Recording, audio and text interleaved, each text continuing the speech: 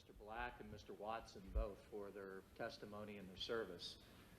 My question comes back to trying to change the culture in your respective organizations.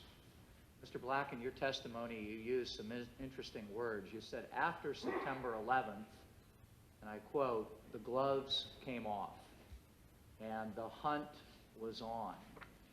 Was it extremely difficult to do the hunt and take the gloves off even after the DCI had declared war and even after Osama Bin Laden had declared war on us? I think there was an evolutionary or escalatory approach to the issue keyed to the intelligence that was acquired and driven.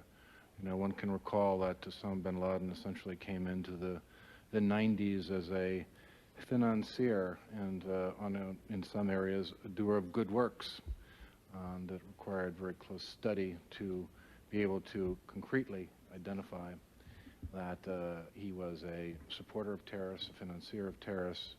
By the mid-90s, he became more active, and then, as we know, shortly after that, went to Afghanistan. So what I would say is, yes, that the approach kept pace with the common view at the time that was driven by the intelligence. And as it was not perhaps preemptive, but it was certainly keeping up with the pace of the status of this guy as a threat to the United States. Let me ask you a question of resources, and I want to keep trying to come back to this a bit. The hunt for Osama bin Laden keeps getting escalated, as you said, but the gloves don't come off until after September 11th. The resource issue is one that you consider to be an important one in your testimony. You say you're overwhelmed. The CTC budget, although we can't talk about numbers, roughly triples during the 1990s. And I just want to know, with regard to resources, you must have felt a great deal of frustration with this. You get a bigger budget, but you still feel like you don't have enough personnel fighting an elusive target.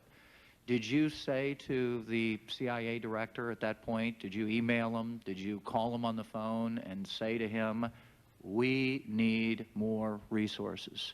And do you have records of this saying to Mr. Tenet, we're overwhelmed. We have to get more resources and more money here, even though this budget's tripled? When you find yourself in a situation of essentially intelligence war, I'm sorry if I smiled about the idea of documenting, because there's not much time to document in that sense. Communication is informal and verbal because things are moving so quickly at such a high pace. I would say that, without equivocation, the director and I were together on these issues. He had an appreciation of our needs from the resources he had available to him.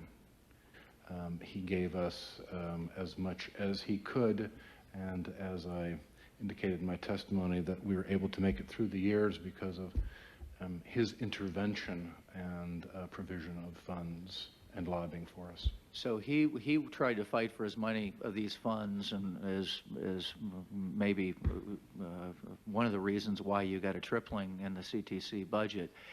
Did you go to the White House and OMB and say, we need more? Mm-hmm. We're not getting enough. This is not enough for us. Were they aware that you wanted more resources and more money? Well, I report through the director, and I believe you may be inviting him to testify. I'm the chief of the Counter-terrorism Center, you know, and I should speak to that level of authority and position. I made my superiors aware, and they were as helpful as possible.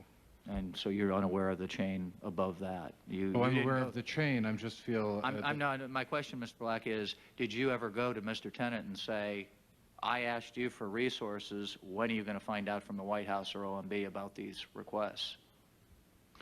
Resources and requests for resources were actively considered, and what I can say is that I personally requested and lobbied for the funds that I thought I needed. You have to understand that compared to most people, that I was very much in the forefront because I was the closest to the problem.